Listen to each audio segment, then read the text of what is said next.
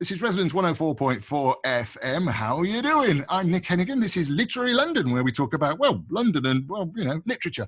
Except today we're not. Two things are very different today. One is we are recording this in beautiful colour, which, of course, if you're listening in stereo, you'll be able to see. And also, we're not actually talking about London. Well, we are a bit talking about London, but talking about a writer that spent some time at school in Chelsea, but actually was born and brought up, lived most of his life and died in the United States of America. And I'm very pleased to say that I've been joined today by Eric Chase, who is an actor and a director from the good old US of A. How you doing, Eric? How are you, Nick? Good to see you again. Likewise. Nice to see you, mate. So we're talking about Edgar Allan Poe, of course. And the reason that we're having this chat now is that you run a thing called the London Literary Pub Crawl. Sorry, not the London. You call it a literary pub crawl. I run a thing called the London Literary Pub Crawl. I believe you do. Yes, yeah. I've been on yours. Yes, that's where we first met, wasn't it? In Soho, which was rather lovely. But you do I say a similar thing. You've been going a lot longer, haven't you? You do a literary pub crawl in New York. So just before we talk about Edgar Allan Poe specifically, just tell us about yourself. So you're an actor, a director, and tell us about the literary pub crawl in New York. Sure. So I moved over to New York. I was from a state called the state of Maine, which is the northeast bump on the United States. And then I moved not too long after college down to New York City to get involved into the theater world and the scene that is there. And almost from the beginning, I collaborated with a small theater company that was starting to do these sort of fundraising events at some of the literary bars in Greenwich Village, which is a really iconic neighborhood and very well known for its literary, bohemian, and counterculture scene for over 100 years, at least until the 90s.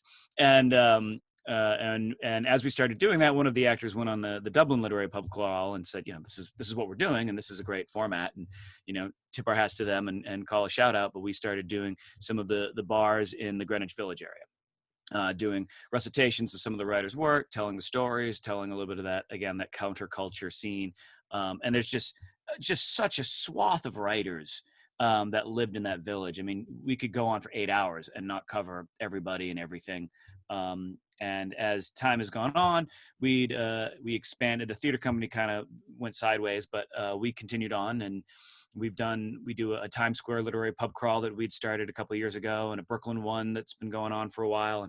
And the Greenwich Village one is still really the hot ticket item, and that's been going on since 1998. And we've expanded. We do a lot of educational tours with schools, obviously not going to pubs. And we've done a lot of writer-specific tours and really tried to promote the literature with the goal of being entertaining and informative, but also trying to inspire people to read some of these writers, because much of our, certainly the world in the States, is shaped by writers whose names people have heard of, but many are no longer read anymore. And so we're trying to encourage that reading of some of these writers again. Yeah, and I think we're quite fortunate being in London and in New York, because they're sort of everyone's been to one or the other of them, really. Mm-hmm. Most of the famous writers that are known around the world. And I must be fair, I mean, I've not done your tour yet because I've not been to America for a while, but I must do. And I remember spending some time in Greenwich Village years ago. I got a play on at the 52nd Street Theatre or something like that. And I went down to Greenwich Village for a little personal crawl with a couple of mates. It was a fantastic place. We think of New York here as sort of big skyscrapers and, a grid system, which makes absolute sense. All the streets go one way in the avenue or whatever the numbers are, But Greenwich Village is older than that, isn't it? So it's a bit more higgledy-piggledy. It feels a bit more kind of London-like almost. It is. Well, I mean, it's very much that old European architecture. I mean, some of the oldest homes are there in Greenwich Village. And really a lot of it comes down to Jane Jacobs, who was a woman who lived in the village and was really trying to prevent some of the changes in highways and roads and started to get the village protected.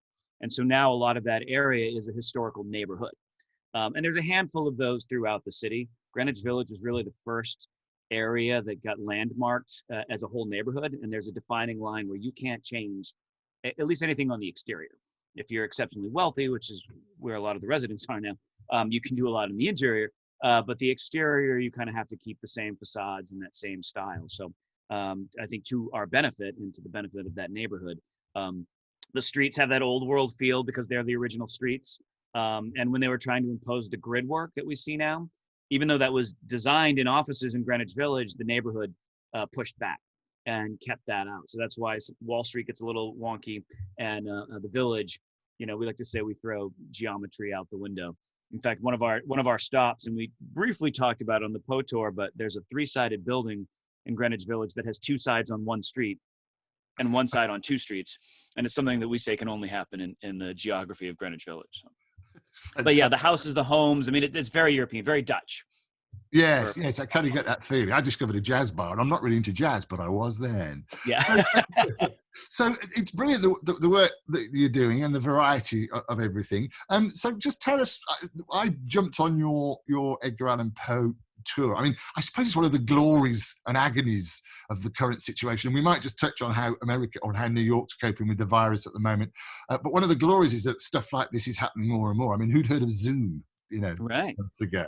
And you did the Edgar Allan Poe tour. So just tell us a bit about it. We're sort of celebrating his death, actually, aren't we? Was it the 7th of October he died? But just tell us a bit about, he seems to have been a very colourful character and one of the first, perhaps, professional writers, which I think is why he was so poor. But just tell us about Edgar Allan Poe. Still goes on to this day, doesn't it? Yeah, and he's a really fascinating character. And one of the things that we would talk about on that tour, I think we mentioned several times, is that it's kind of hard to research him because for some reason, it's just the time period. There weren't a lot of great records kept. A lot of what we know, we pulled from letters and some of the stuff that are still around. Some of the letters get destroyed when friendships fell apart. And so it's really, there's not the same kind of bureaucracy of history that there is today. Although as a caveat, because we're no longer writing and everything is digital, there is a concern that 1,000 years from now, it'll be very hard to understand what the 2000s were like because we won't have as much written anymore. So write some letters to be one of the few people remembered. But he's also kind of mixed up because he was a complex person, and many of the people who have later researched him either had very strong opinions for or against him, and so they added to or tried to take away from some of his reputation, as well as a lot of people who were trying to take advantage and make a fast buck and hustle off of some of the Poe's reputation. So, almost everything with his history is a little bit of a grain of salt. One of the fun stories is I remember watching a YouTube video about the writing of The Raven, and it was a historian talking about how just about every city in America was trying to claim that The Raven was written there. And Philadelphia and Baltimore, of course, New York City, of course. There was a place in Utah that claimed that some of it was written there, and there's a lot of falsehoods and misinformation about that. And so, with any kind of history, but especially with Poe, we're making our best guess based off of what we know, what was written down, what we have as factual in print. And much of that is that he was a writer. He wrote sort of very fantastical, dark and creepy stories. Many that you probably familiar with, or you've watched things that were heavily influenced by his work. He was a literary critic as he was trying to get into the literary world, and he was a very harsh critic, and he made a lot of enemies that way because he did not pull his punches. There is speculation as to how often, I think many of us who are actors and directors, it's hard for us to watch theater for a certain period of time because all we do is critique it, and we start thinking of how much better we would have done it. And sometimes when people succeed that we don't feel like deserve it, it's easy to want to find every flaw that you can in there. It's a sad reality, I think, to the performing world, and I think it's true in the literary world. So one wonders how many of his reviews came out of envy as much as just out of a professional opinion. But he did write a lot of scathing reviews and made some enemies that way. He wrote a lot of works, some of which had some success, had success posthumously. And it was really his poem, The Raven, that kind of broke him into the literary scene. And that was written pretty much in late 1844 into early 1845, as much as we can tell. And it was published near the beginning of 1845. And it was through participating in some of these literary salons in the Village where he would read that aloud that kind of welcomed him into the inner circle of New York literature. Yeah, and in fact, we're going to play The Raven, read by none other than Basil Rathbone. Oh, excellent. Yes. Dear boy. And because he had quite a rough start, didn't he, Edgar Allan Poe? He was an orphan, his parents died, and then he did for a while come to England, didn't he? And he was, I think, Scotland, and then he ended up in boarding school in Chelsea for a short time before going back to the States. Do you know much about his early life? I haven't focused that much on that side of it. I know, like you said, he did struggle with his family and his father in particular. They had a hard time, and I think his father was one of the reasons why he tried to get into West Point, and that didn't particularly go well. That's a There are military academy, is it, West Point? A West Point is a military. military academy. It's the first sort of U.S. military academy, and it was really kind of put together because, at the time we were having issues with this sort of empire across the pond that really kind of wanted to control what we were doing things here. So we said, let's start a military and get rid of them.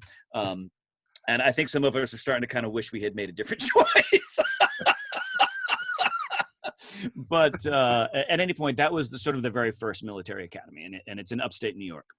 And he went through there for a while. He did not complete. He was kicked out, basically. And there's lots of rumors as to why. And again, it sort of depends on which biographer you talk to and how personally scathed they were by Poe when they wrote their biography. Yeah, he really bounced around in a lot of the key areas. He was in Philadelphia, and that's where he started to get some notoriety and get some writing done.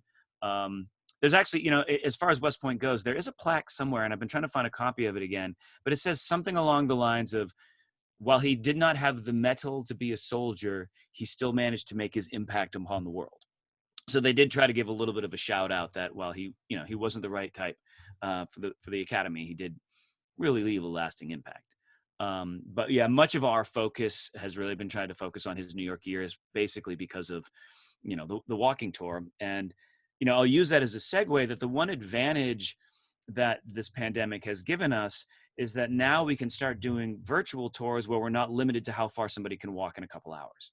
And we're not limited to which bars are open and what their times are. So in some ways we can go even further with some of these literary tours. And we see this as something that will continue with us post pandemic, when we can be back in person again, as we want to keep these going for people who can't maybe make it overseas or not sure if they want to, or again, we could do a Kerouac tour and we can go down to Mexico, and we can go all over the world. Like we could start really delving into some of Poe's time in London and try to steal a little of your research.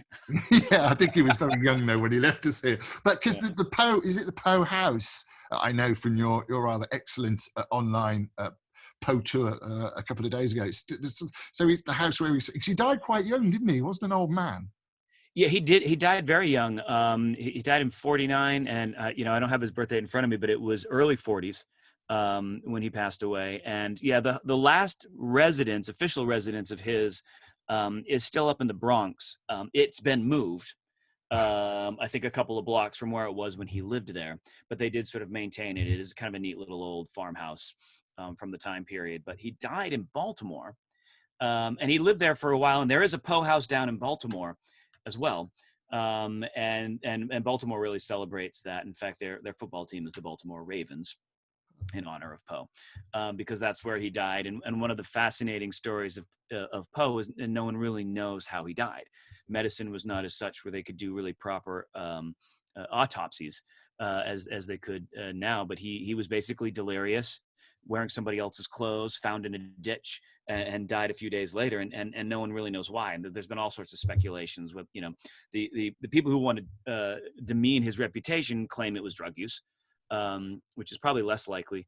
There's some stories that it could have been rabies, actually, which is a more recent thought, because many of the signs seem to have that effect of being delirious. It'd take a couple of days and whatnot. There's also a popular opinion that it was what they called cooping, which was common during those days when there really was more voter fraud. And it was this idea of finding suckers in a bar, or poor people or homeless, getting them very, very drunk, dressing them up in different clothes, and sending them back in to keep voting and voting and voting over again. And there's often a little bit of roughery and violence involved in that as well. And so that would kind of justify the odd clothes and the drunken state and being in a bit of a roughed up position. So no one, and we will probably never know what the true cause of death was for him. I suppose, in a sense, perhaps part of the drama of his life and death. And it's fascinating. I mean, let's not get onto politics as we're recording this in October before the US elections that are coming up soon. I'm Nick Hennegan. I'm talking to Eric Chase, who's in New York.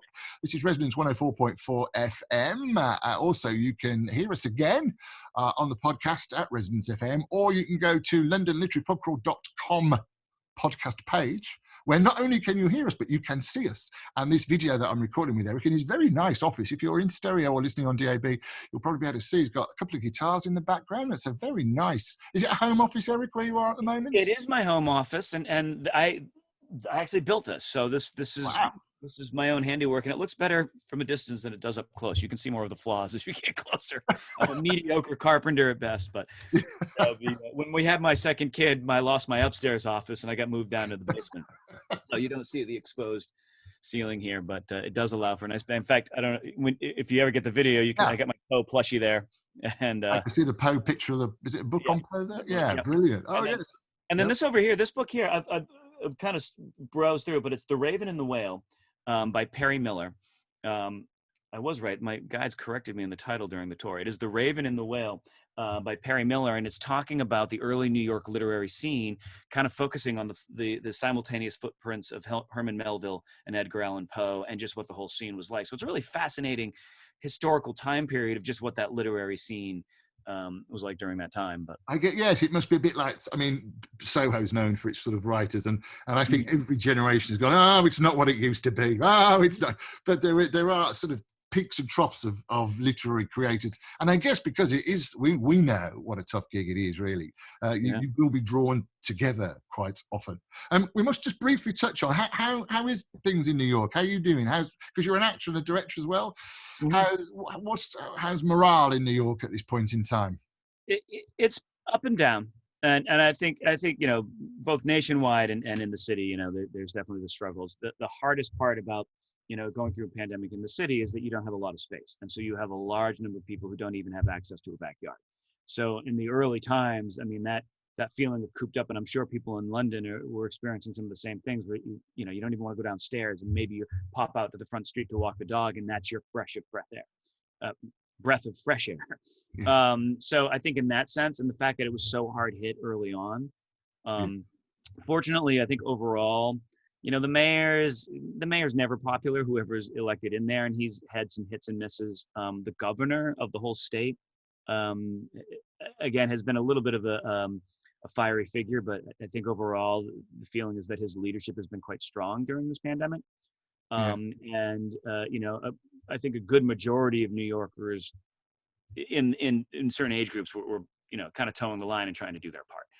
And there was a tradition at around 7:00 every night. Everyone would open up their windows and applaud the first responders and the people working in the hospitals and whatnot, to just kind of show a little bit of community spirit. And those videos would get posted, and it would always give chills and tears a little bit. And it was that reminder that so many crises that the New York City has faced and steps up and still faces together. And obviously there's always polarized figures and people coming from different sides, but there's something, very unifying sometimes about New Yorkers going through something like that together and coming together. Yes. And we're starting to see, like, some of the bars are starting to be open. One of the stops on our tour, when we were doing the walking tour, has what they call Kettle Beach. It's the kettle of fish, and if you follow on Instagram, you can like hashtag kettle of fish or kettle beach, and they have tables on the outside. And one of our other taverns, the White Horse Tavern, was recently bought out by someone who's kind of a notorious landlord figure. So there was a lot of concern about that new management, but they really weren't playing ball that well, and so they lost their liquor license. And so for us, the future is really uncertain for us. We're not going out in the streets yet. We're not rushing out there. All of our guides, it was sort of it wasn't even a second job. It was just like a little extra money, and it was a passion for us. So we're trying not to contribute to the muck, so to speak. But there is a concern of like which of our pubs will still be around and still in business afterwards, and what the future holds. So we're using this time, with our social media and our virtual tours to try to get more awareness out there of us, because we're one of the older tours in the village, despite all the competition, and we're one of the more passionate ones, and it means a lot to us. And so we're trying to build that up, and then we will adapt as necessary once it's out there. But we're not at the point to rush out with plastic masks and in the streets and some of the technology that some of the tours are doing. It just doesn't feel right for us, and it doesn't seem like the right time. Yeah, the London Literary Pub Crawl's been out a couple of times, but only a couple of times. And White Horse, of course, that was Dylan Thomas's famous. Yeah. So I know we're a bit pushed for time, but in fact, the time has just gone off there. So just tell us how we can find out more about you and the Literary Pub Crawl in New York. What's the best way of getting in touch with you? Well, you can go to our website, which is literarypubcrawl.com, and that has some information on some of our upcoming virtual tours. We are on Facebook. Lit Pub Crawl is a good way to search for us. It comes up as New York City Literary Pub Crawls. On Twitter, our handle is Lit Pub Crawl, and on Instagram, our handle is Lit Pub Crawl. So that should I've managed to secure the same one on those. Well, so that should make it a little bit easier. And I think if you do search Literary Pub Crawl in any ways, you'll find your tour, our tour, and the Dublin tour pretty quickly. And so that's some good ways. But if you follow us on social media, we'll keep talking about some of the next upcoming tours that we'll have. Right now, all of our virtual tours are free. And for those who can tip the guides, some of our guides are, I think, like many people, are out of work, but we also know that many of our attendees are out of work. And we're really doing it not just to get the word out, but as a means of connecting, because we need to connect. Yeah. And if it can't be in person, even if it's just lifting a glass and trying to tell some fun stories and making it entertaining and humorous, I mean, it's still keeping us as a human species together, and that's the most important part. Yeah, well said, absolutely. And it is a positive side of these dark times. Well, Eric Chase, thank you so much for joining me. We must do this again. We'll have an update. Maybe please do. A letter from America. Who invented that? I can't remember. And what we'll do now on Resonance 104.4, as I say, you can catch Eric on all those social media. You can see this again on Maverick Theatre's YouTube, and you can hear it on the LondonLiteraryPubCrawl.com /podcast page. But right now, here is none other celebrating the death, actually, I suppose, of commemorating. Commemorating might be a better term, yeah. Thank you, yes. Commemorating the death of Edgar Allan Poe. This is Basil Rathbone and The Raven.